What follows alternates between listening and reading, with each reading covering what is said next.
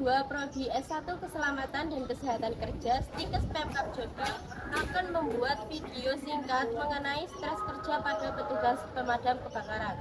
Sebelumnya, perkenalkan saya Yusnia Fatihatul Ilmi dan rekan saya Eva Agus Setiawan. Saya Dina Saraswati. Saya Vera Febriati. Halo guys, di kelompok kita kali ini akan membuat video mengenai resiko psikososial di tempat kerja. Dan kelompok kita mengambil contoh pada petugas pemadam kebakaran.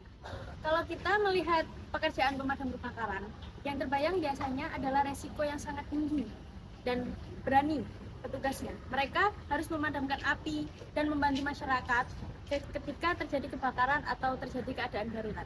Namun sebenarnya selain menghadapi bahaya fisik, pemadam kebakaran juga menghadapi tekanan mental dalam pekerjaannya, sehingga menimbulkan resiko psikososial di tempat kerjanya.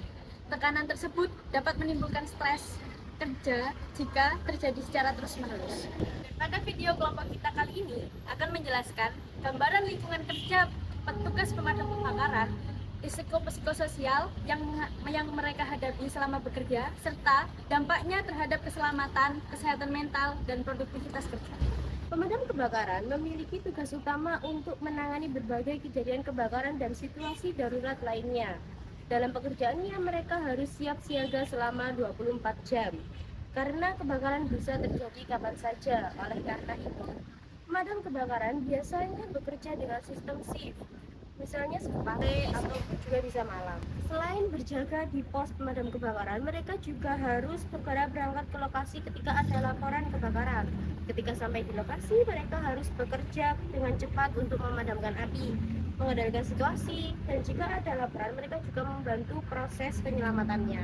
Kondisi kerja seperti itu tentu tidak mudah karena mereka sering bekerja di lingkungan yang penuh asap, yang panas, dan dalam situasi yang menegangkan. Karena itu, pekerjaan pemadam kebakaran tidak hanya membutuhkan kondisi fisik yang kuat, tetapi juga mental yang siap untuk menghadapi tekanan kerja.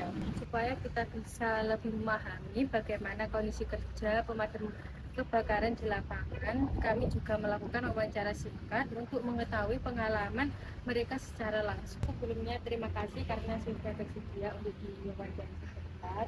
Saya ingin bertanya sedikit tentang pekerjaan sebagai pemadam kebakaran. Pada pertanyaan pertama, biasanya pekerja di pemadam kebakaran itu apakah menggunakan sistem shift?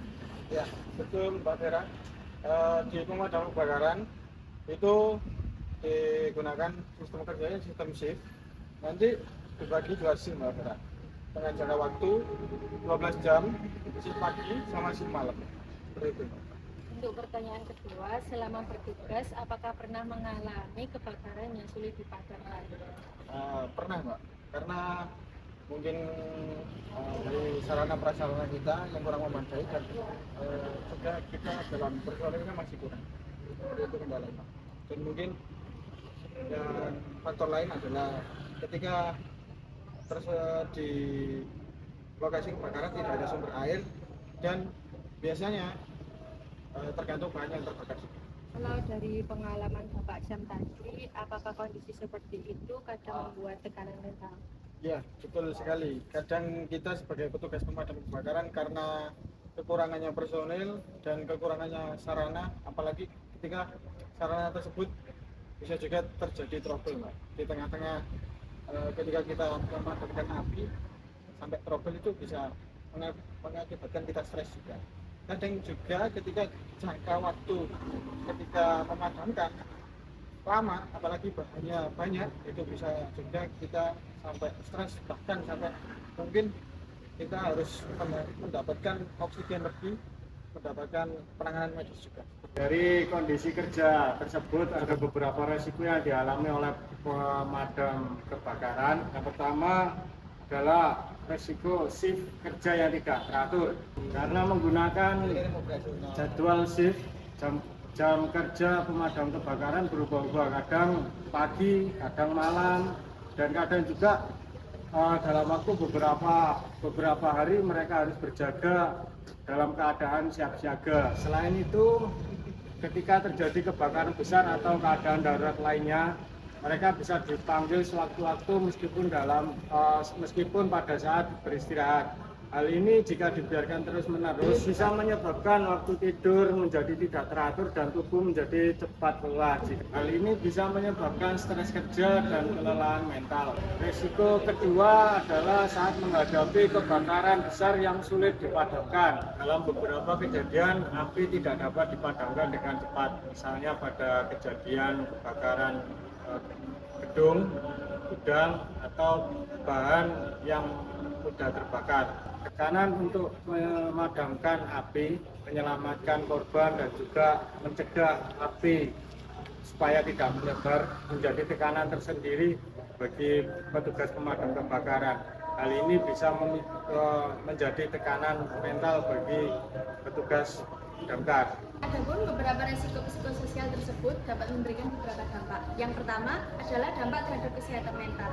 Tekanan kerja yang tinggi serta waktu istirahat yang tidak cukup bisa menyebabkan stres, kelelahan mental, bahkan turunnya motivasi pekerjaan. Kedua adalah dampak terhadap keselamatan kerja. Ketika seseorang mengalami kelelahan atau stres, biasanya konsentrasi akan menurun dalam pekerjaan pemadam kebakaran yang penuh resiko. Hal ini tentu dapat meningkatkan kemungkinan terjadinya kecelakaan kerja.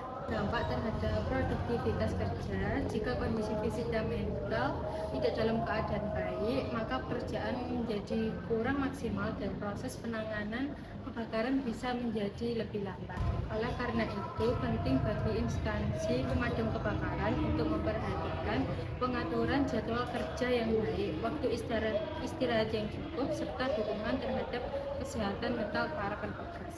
Sebagai kesimpulan, pekerjaan pemadam kebakaran memiliki resiko psikososial yang cukup tinggi, Terutama yang berkaitan dengan shift kerja yang tidak teratur dan tekanan saat menghadapi kebakaran yang sulit dipadamkan. Dengan pengelolaan kerja yang baik dan perhatian terhadap kesehatan pekerjaan, risiko tersebut dapat dikurangi Sehingga para pemadam kebakaran dapat menjalankan tugasnya dengan lebih aman dan optimal. Sekian video dari kami, semoga bermanfaat dan dapat mengedukasi teman-teman. Terima kasih. See you, bye-bye.